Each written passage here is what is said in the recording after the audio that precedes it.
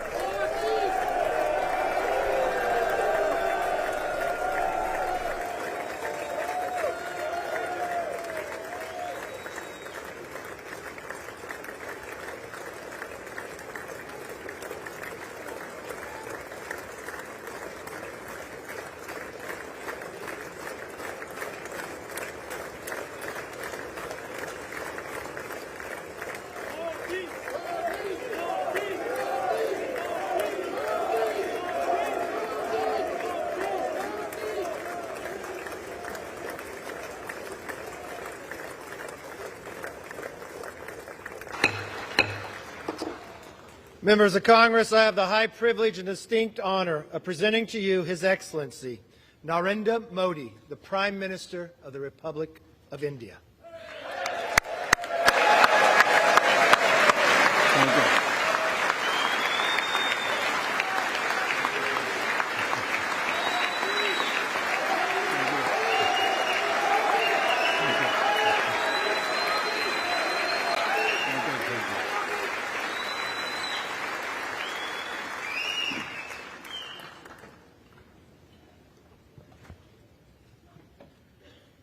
Mr. Speaker, Madam Vice President, distinguished members of the U.S. Congress, ladies and gentlemen, Namaskar.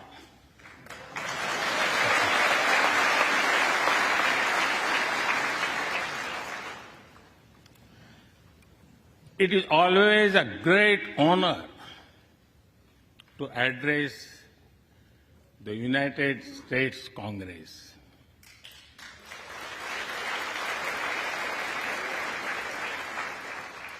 It is an exceptional privilege to do so twice.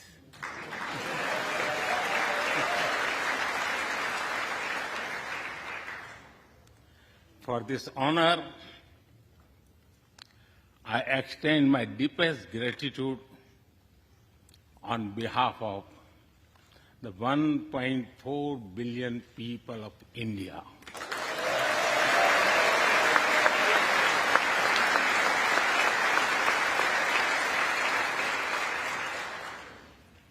I see that nearly half of you were here in 2016.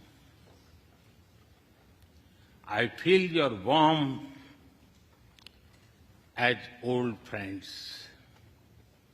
I can also see the enthusiasm of a new friends in the other half. I remember Senator Harry Reid, Senator John McCain, Senator Orrin Hatch, Elijah Cummings, Elsie Hastings, and others who I met here in 2016 and who are sadly no longer with us. Mr. Speaker, standing here 7 Junes ago, that is the June when Hamilton swept all the awards, I said that the hesitations of history were behind us. Now, when our era is at a crossroads, I am here to speak about our calling for this century.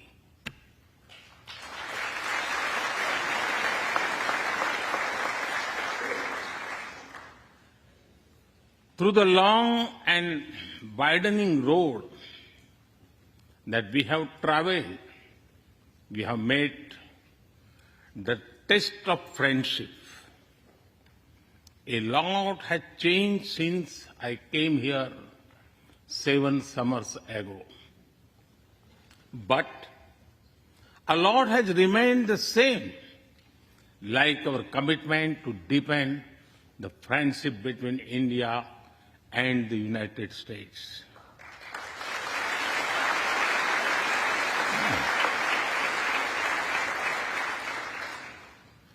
In the past few years, there have been many advances in AI, artificial intelligence. At the same time, there have been even more momentous development in another AI, America and India.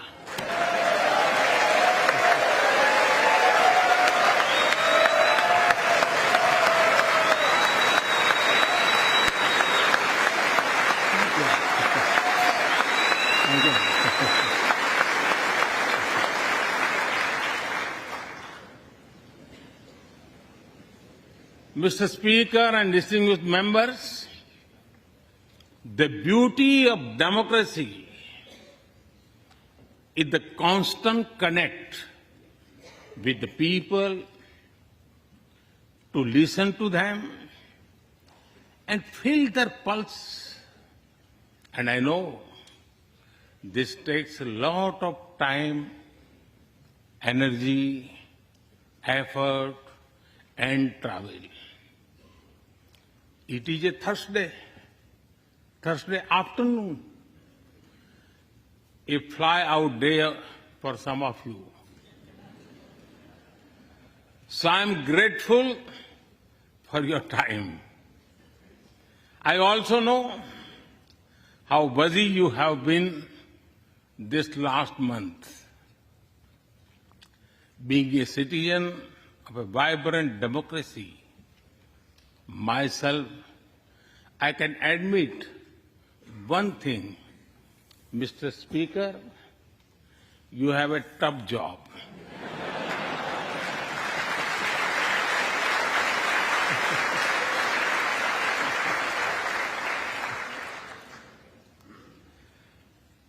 I can relate to the battles of patience, persuasion, and policy. I can understand the debate of ideas and ideology. But I am delighted to see you come together today to celebrate the bond between world's two great democracies, India and the United States. Thank you.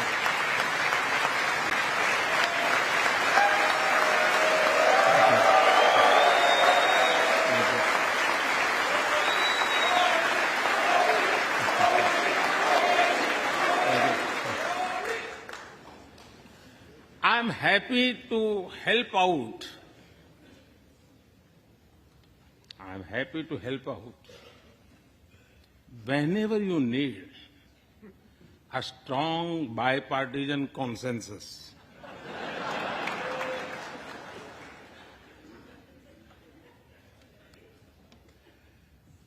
there will be and there must be a contest of ideas at home. But we must also come together as one when we speak for our nation.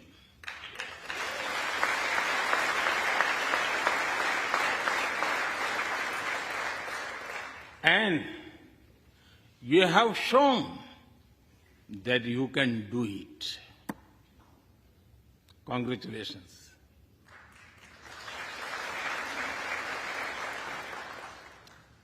Mr. Speaker,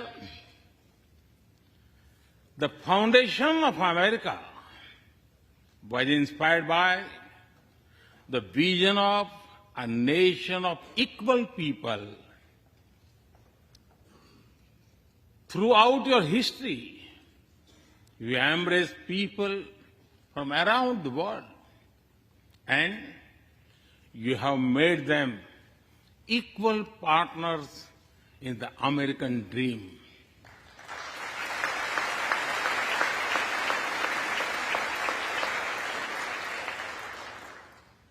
There are millions here who have roots in India. Some of them sit proudly in this chamber.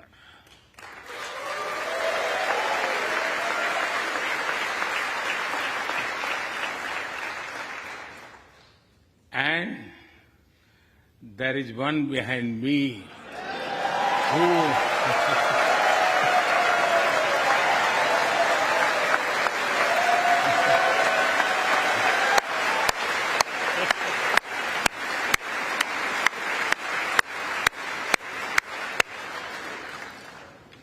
had made history.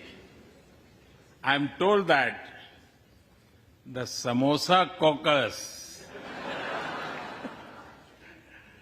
is now the flavor of the house. I hope it grows and brings the full diversity of Indian cuisine here.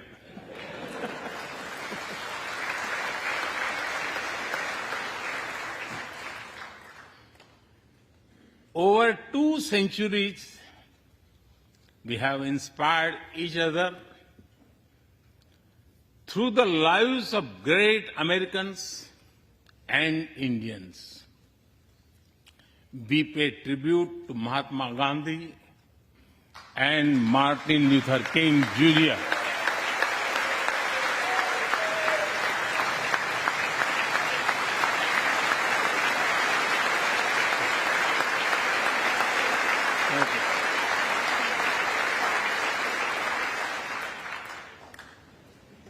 We also remember many others who work for liberty, equality, and justice. Today, I also wish to pay heartfelt tribute to one of them, Congressman John Lewis.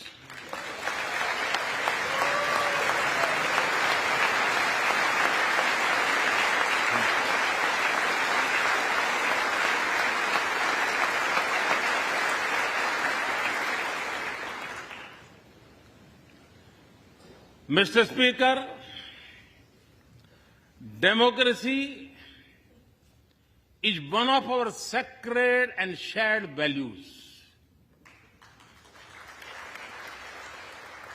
It has evolved over a long time and taken various forms of systems.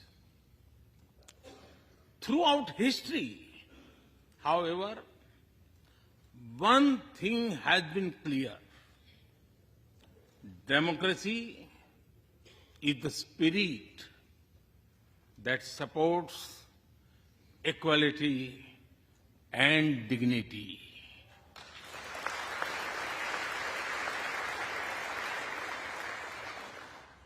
Democracy is the idea that welcomes debate and discourse. Democracy is the culture that gives wings to thought and expression. India is blessed to have such values from times immemorial. In the evolution of the democratic spirit, India is the mother of democracy.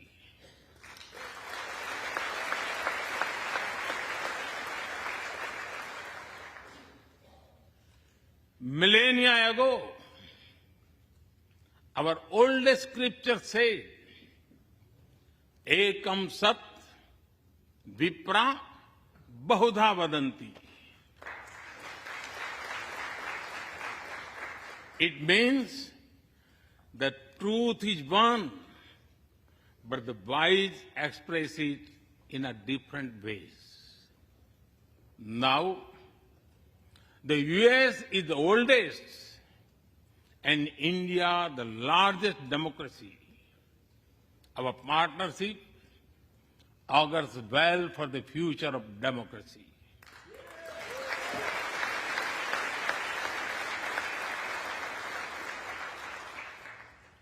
Together, we shall give a better future to the world and a better world to the future.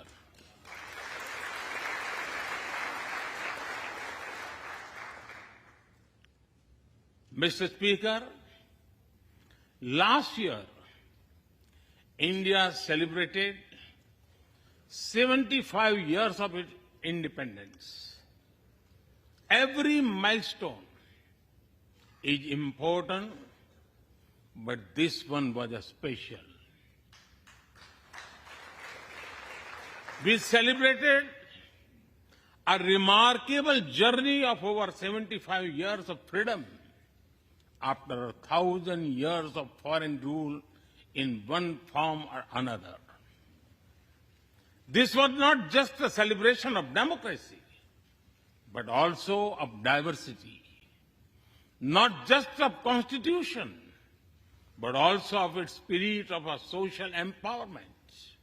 Not just of our competitiveness and cooperative federalism, but also of our essential unity and integrity.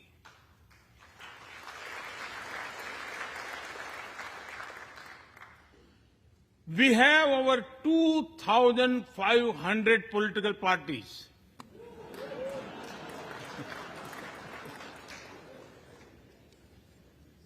Yes, you heard that right. 2,500. About 20 different parties govern various states of India.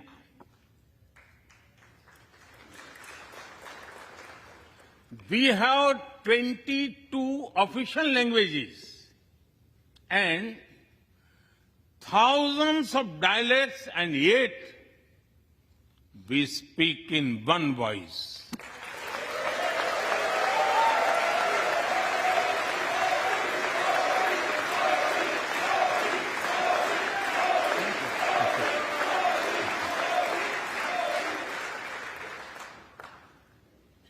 Every 100 miles, our cuisine changes. From dosa to aloo paratha, and from Srikhand to sandesh.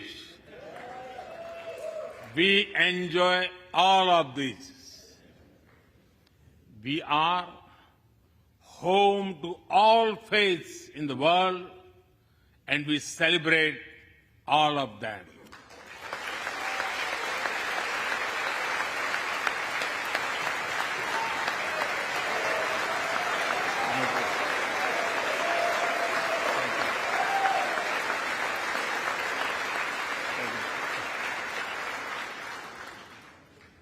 In India,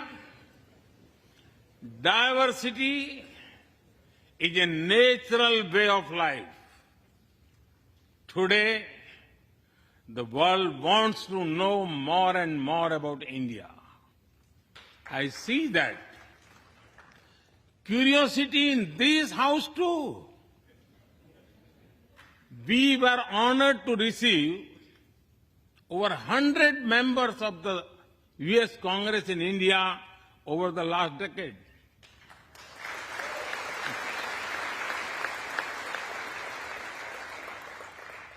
Everyone wants to understand India's development, democracy, and diversity. Everyone wants to know what India is doing right and how.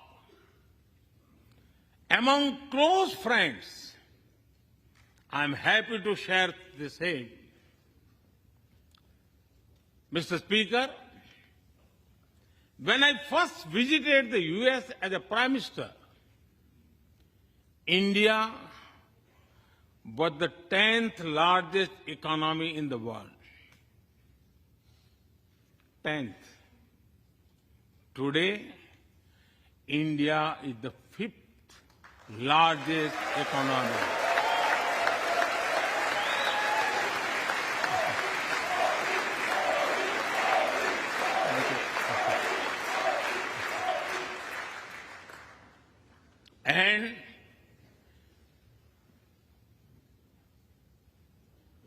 And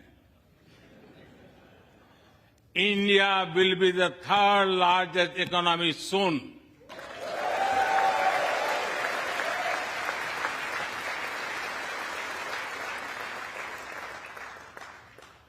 We are not only growing bigger, but we are also growing faster. When India grows, the whole world grows.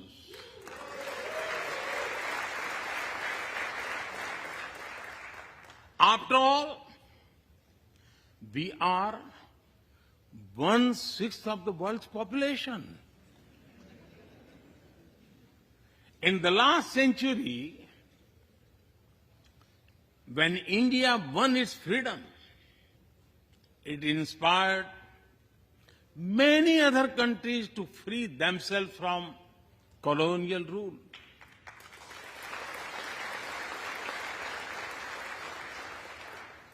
In this century, when India sets benchmark in growth, it will inspire many other countries to do the same.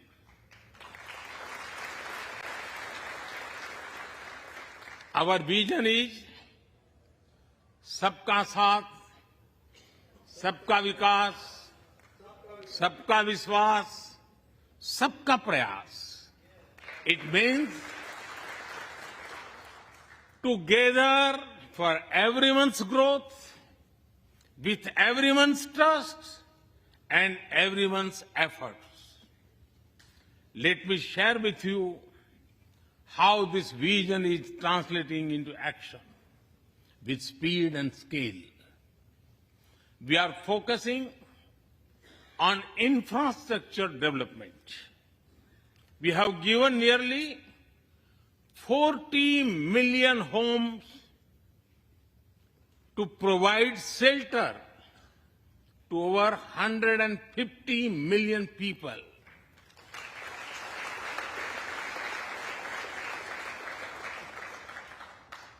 That is nearly 6 times the population of Australia.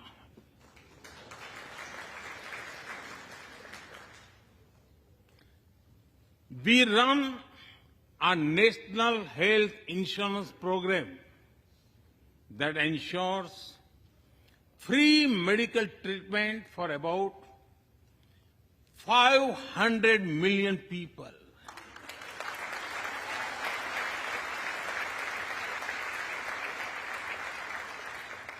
$500 million people, that is greater than the population of South America. We took banking to the unbanked with the world's largest financial inclusion drive. Nearly 500 million people benefited. This is close to the population of North America. We have worked on building Digital India. Today, there are more than 850 million smartphones and internet users in the country.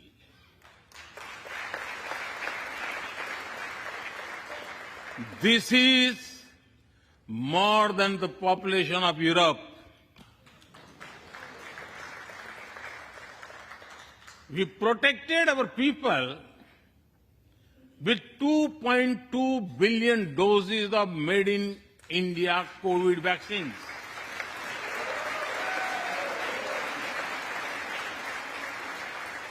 And that too free cost.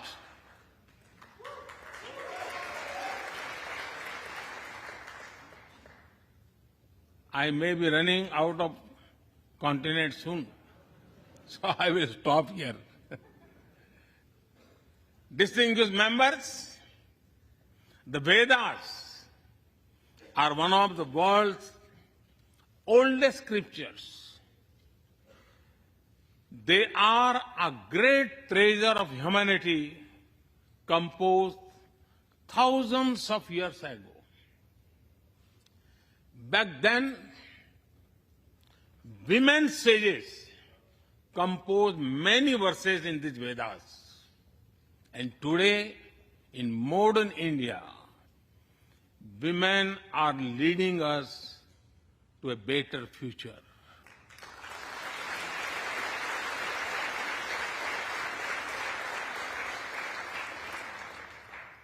India's vision is not just of development which benefits women.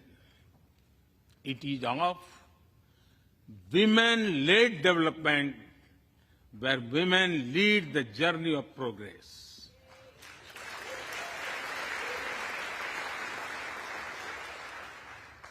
A woman has risen from a humble tribal background to be our head of states.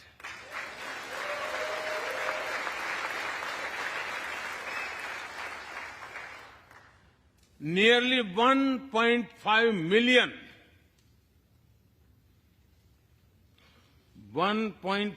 million elected women lead us at various levels. And that is of local governments. Today, women serve our country in the Army, Navy, and Air Force. India also has the highest percentage of women airline pilots in the world.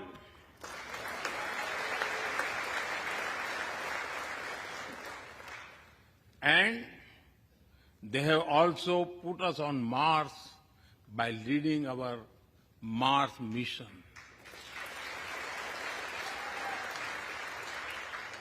I believe that investigating in a girl child lifts up the entire family. Empowering women transforms the nation.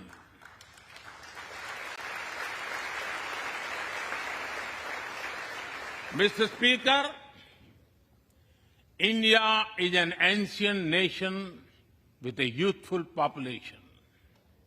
India is known for its traditions, but the younger generation is also making a hub of technology, be it creative reels on Insta or real-time payments,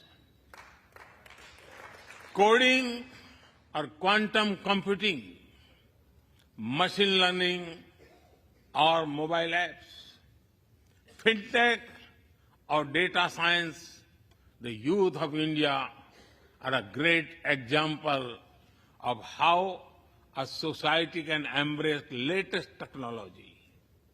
In India, technology is not about innovation, but also about inclusion.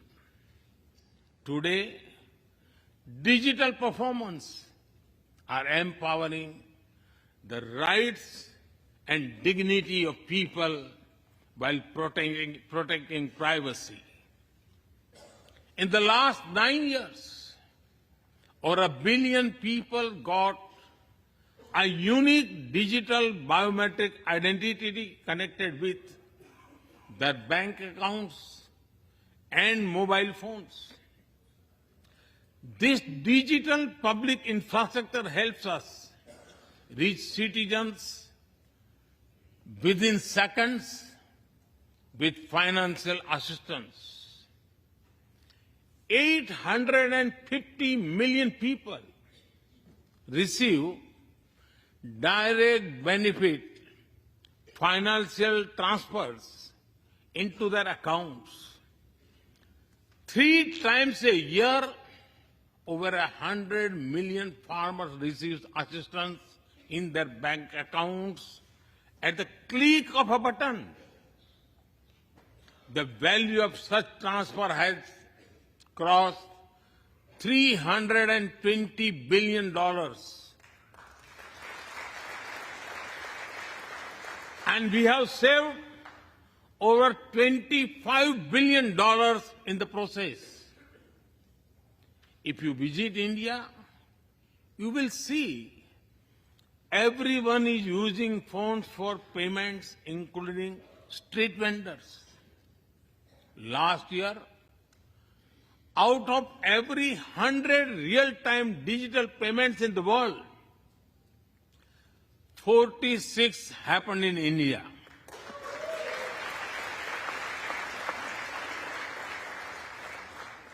Nearly 400,000 miles of optical fiber cables and cheap data have ushered in a revolution of opportunities. Farmers check weather updates. The elderly get social security payments. Students access scholarships. Doctors deliver telemedicine. Fishermen check fishing grounds, and small businesses get loans with just a tap on their phones. Mr. Speaker, a spirit of democracy, inclusion, and sustainability defines us. It also shapes our outlook to the world. India grows while being responsible about our planet. We believe, Mata Bhumihi Putro Aham Prithviya. This means the earth is our mother and we are her children. Indian culture deeply respects the environment and our planet.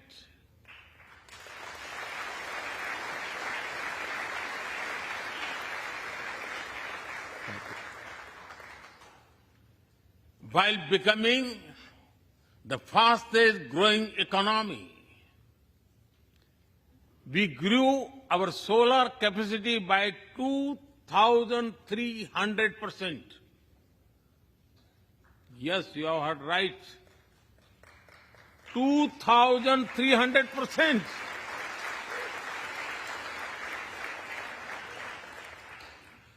We became the only G20 country to meet its Paris commitment.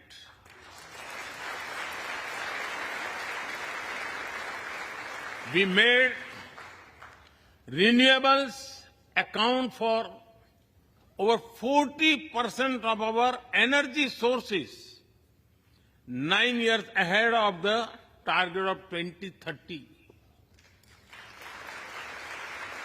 But we did not stop there.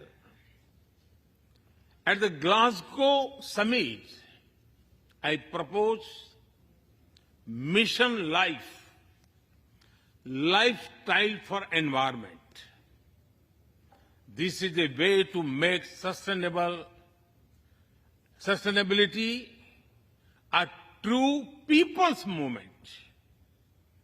To leave it to be the job of governments alone,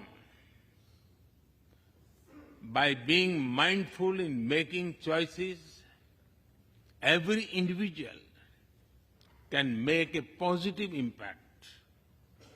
Making sustainability a mass movement, we help the world reach the net zero target faster. Our vision is pro-planet progress. Our vision is pro-planet prosperity. Our vision is pro-planet people.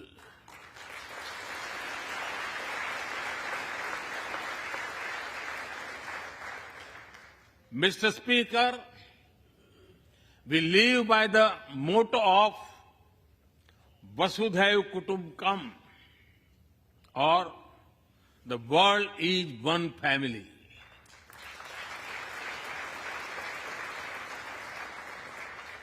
Our engagement with the world is for everyone's benefit. The one sun, one world, one grid seek to join us. All is connecting the world with clean energy.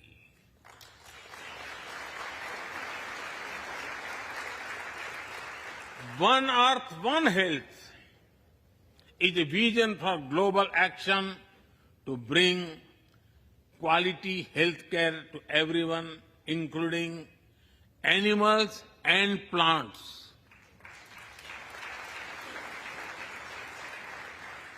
The same spirit is also seen in the theme when we chair the G20, One Earth, One Family, One Future. We advance the spirit of unity through yoga as well. Just yesterday, the whole world came together to celebrate the International Day of Yoga.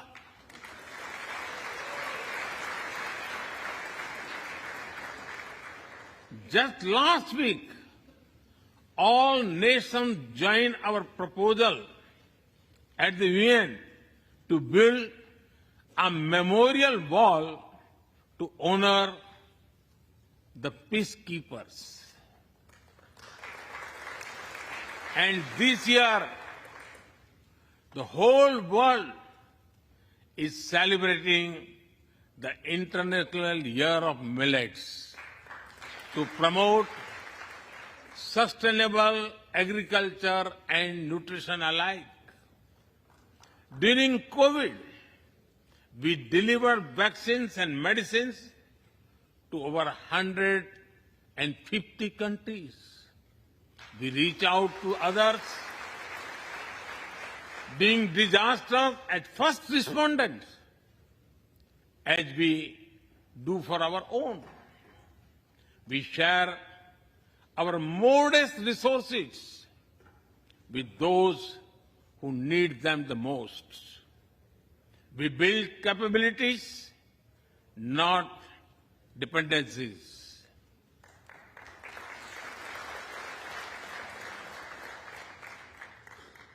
Mr. Speaker, when I speak about India's approach to the world, the United States occupy a special place. I know. Our relations are of great importance to all of you. Every member of this Congress has a deep interest in it. When defense and aerospace in India grow, industries in the state of Washington, Arizona, Georgia, Alabama, South Carolina, and Pennsylvania thrive.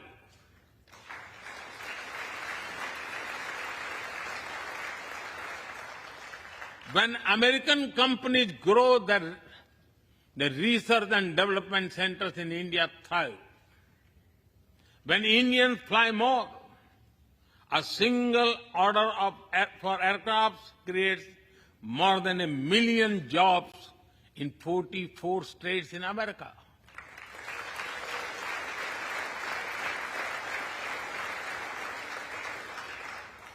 When an American phone makers invest in India, it creates an entire ecosystem of jobs and opportunities in both countries.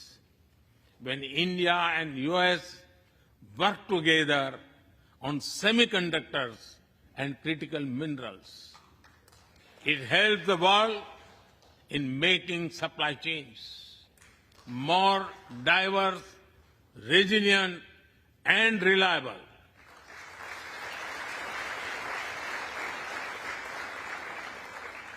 Indeed, Mr. Speaker,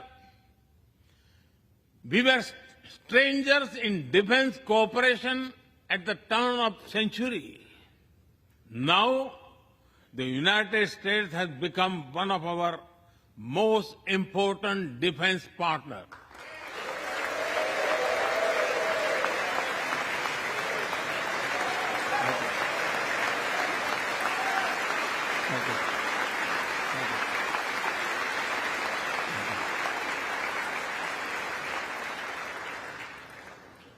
Today, India and the US are working together in space and in the seas, in science and in semiconductors, in startups and sustainability, in tech and in trade, in farming and finance, in art and artificial intelligence, in energy and education, in healthcare and humanitarian efforts. I can go on and go on, but to sum up it, I would say the scope of our cooperation is endless. The potential of our synergies is limitless, and the chemistry in our relations is effortless.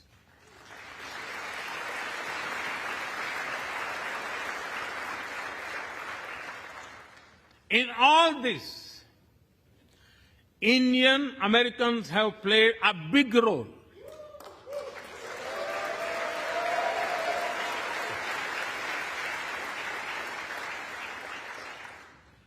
They are brilliant in every field, not just in spelling bee.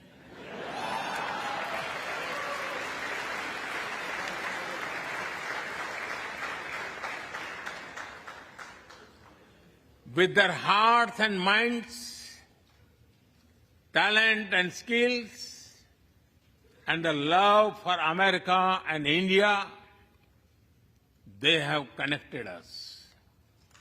They have unlocked doors. They have shown the potential of our partnership. Mr. Speaker, distinguished members, every Indian Prime Minister and American President of the past has taken our relationship further. But our generation has to honor of taking it to greater heights.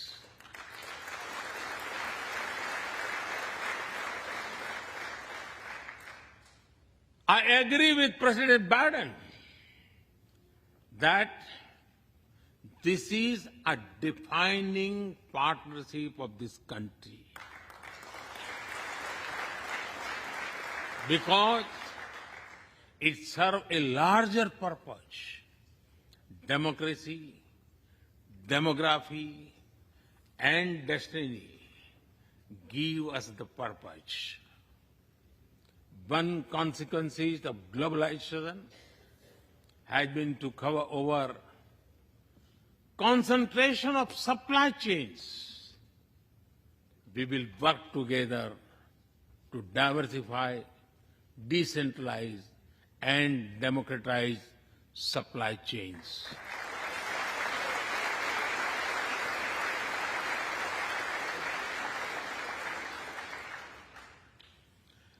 Technology will determine the security, prosperity, and leadership in the 21st century.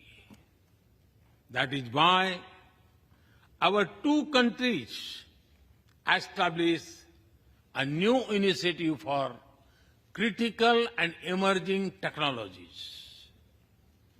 Our knowledge partnership will serve humanity and seek solutions to the global challenges of climate change, hunger, and health.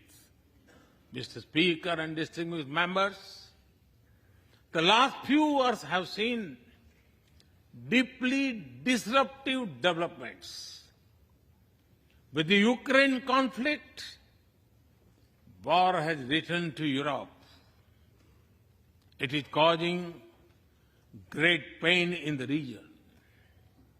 Since it involves major powers, the outcomes are severe. Countries of the global south have been particularly affected. The global order is based on the respect for the principle of the UN Charter, peaceful resolution of disputes, and respect for sovereignty and territorial integrity.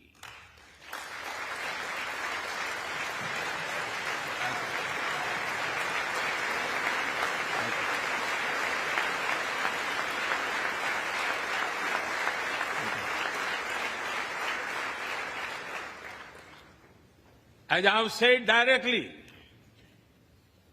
and publicly, this is not an era of war.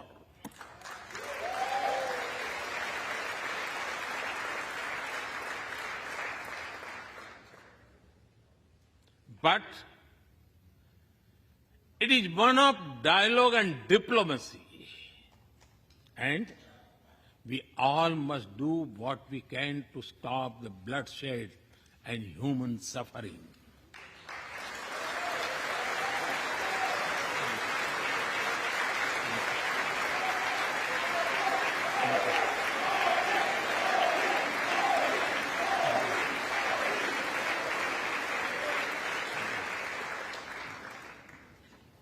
Mr. Speaker, the dark clouds of coercion and confrontation are casting their shadow in the Indo-Pacific. The stability of the region has become one of the central concerns of our partnership. We share a vision of a free, open, and inclusive Indo-Pacific.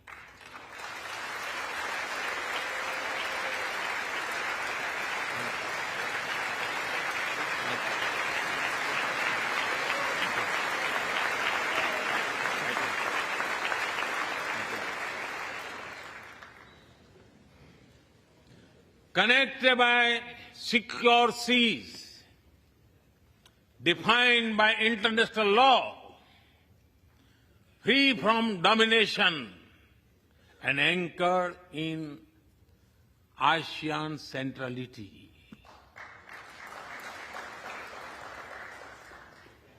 A region where all nations, small and large, are free and fearless in their choices, where progress is not suffocated by an impossible burdens of debt.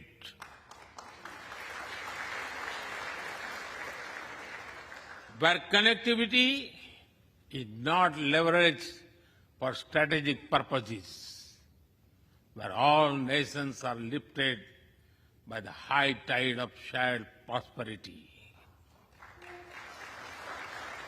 Our vision does not seek to contain or exclude, but to build a cooperative region of peace and prosperity. We work through regional institutions and with our partners from within the region and beyond of this code had emerged as a major force of good for the region.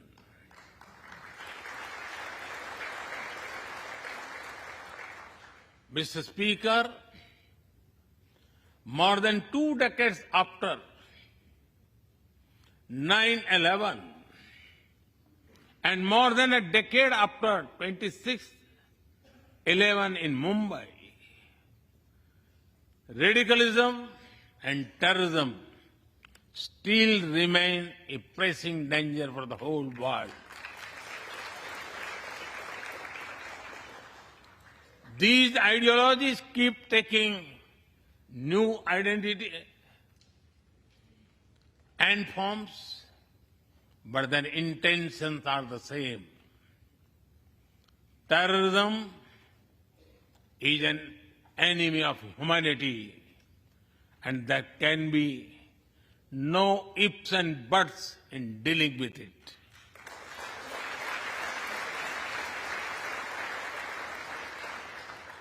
We must overcome all such forces sponsoring and exporting terror.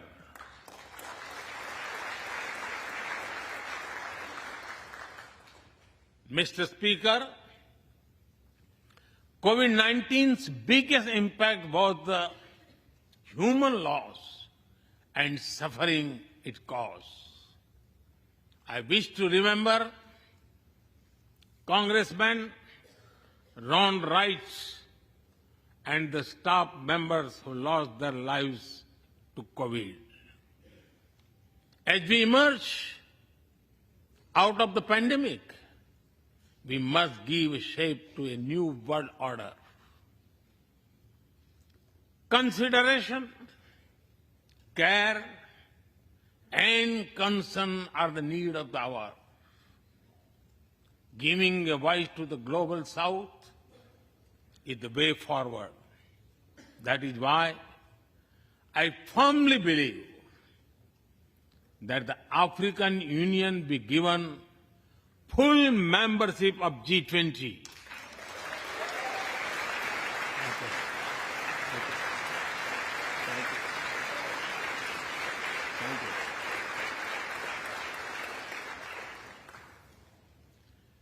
We must revive multilateralism and reform multilateral institutions.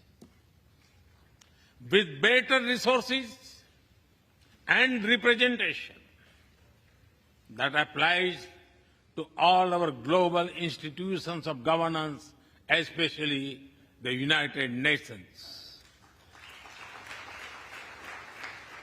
When the world has changed, our institutions too must change,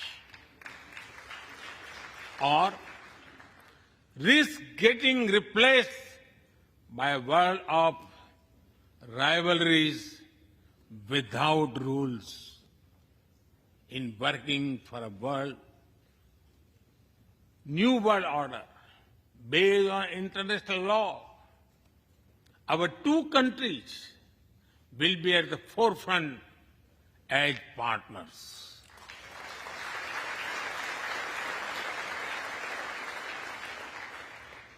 Mr. Speaker and distinguished members, today we stand at a new dawn in our relationship that will not only shape the destiny of our two nations, but also that of the world.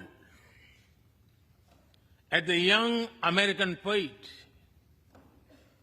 Amanda Gorman has expressed, when day comes, we step out of the shade,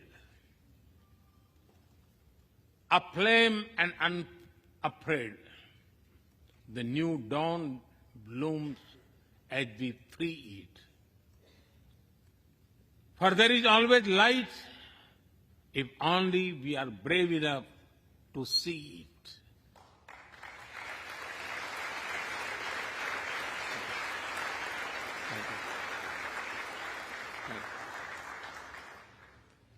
Our trusted partnership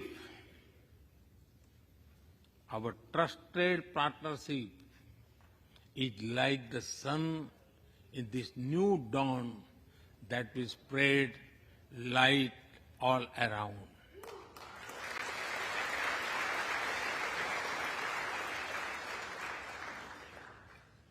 I am reminded of a poem that I once wrote.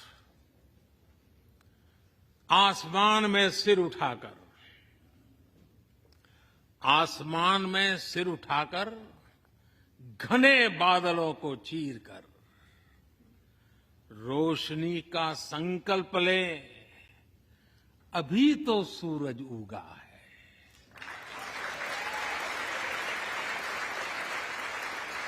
अभी तो सूरज उगा है। दृढ़ निश्चय के साथ चलकर, दृढ़ निश्चय के साथ चलकर, हर मुश्किल को पार कर, घोर अंधेरे को मिटाते, घोर अंधेरे को मिटाने अभी तो सूरज उगा है।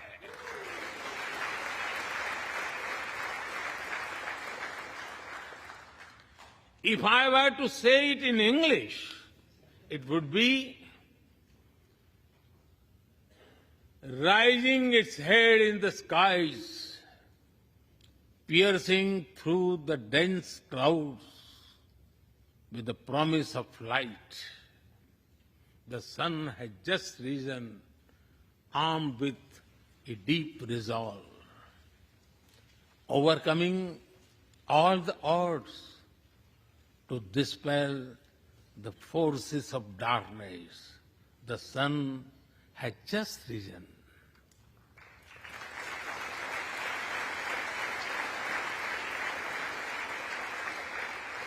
Mr. Speaker and distinguished members, we come from different circumstances and history, but we are united by a common vision and by a common destiny.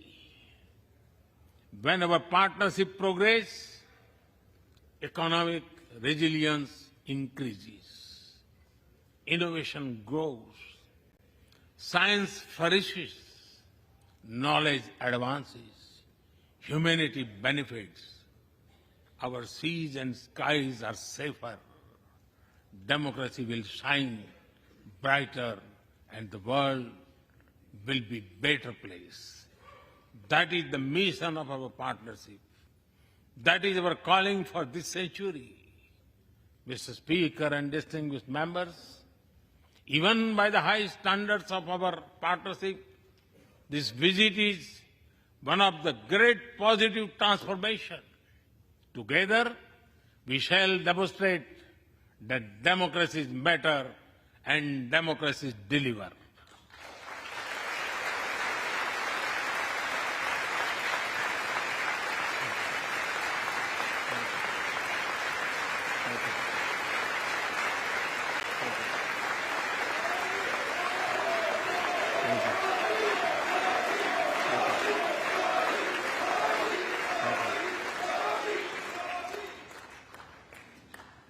I count on your continued support to the India-US partnership.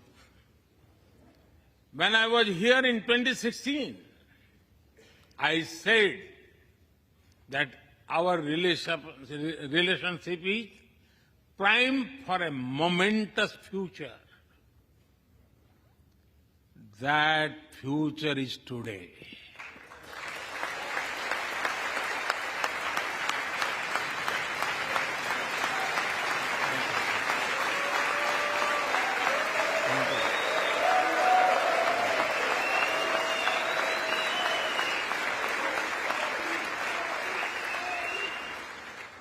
Thank you once again, Mr. Speaker, Madam Vice President, and the distinguished members of this honor.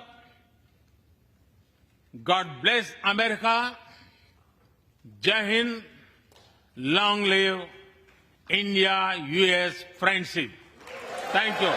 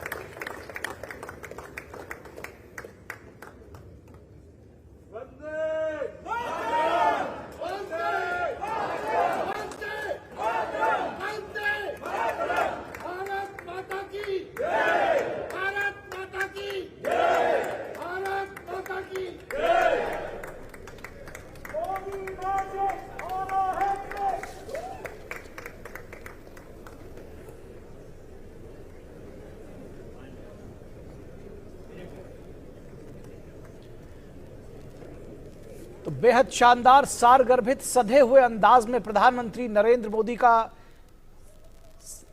भाषण अमेरिकी संसद के दोनों सदनों के संयुक्त सत्र को संबोधित किया। प्रधानमंत्री नरेंद्र मोदी ने ऐतिहासिक क्षण है और इस समय कुछ जो सीनेटर्स हैं, जो कांग्रेसमैन हैं, वो प्रधानमंत्री से ऑटोग्राफ भी लेते हुए, जिस तरह से प्रधानमंत्री का स्वागत किया गया, जिस तरह से उनका इस्तकबाल किया गया, वो अभूतपूर्व है। प्रधानमंत्री नरेंद्र मोदी का मोदी के नारों के साथ स्वागत किया गया अमेरिका के सदन में। ये देखना हर एक भारतीय के लिए गौरव का क्षण है और अभूतपूर्व है। देखिए, प्रधानमंत्री अमेरिकी सांसदों से घिरे हुए हैं और कुछ लोगों को ऑटोग्राफ भी देते हुए।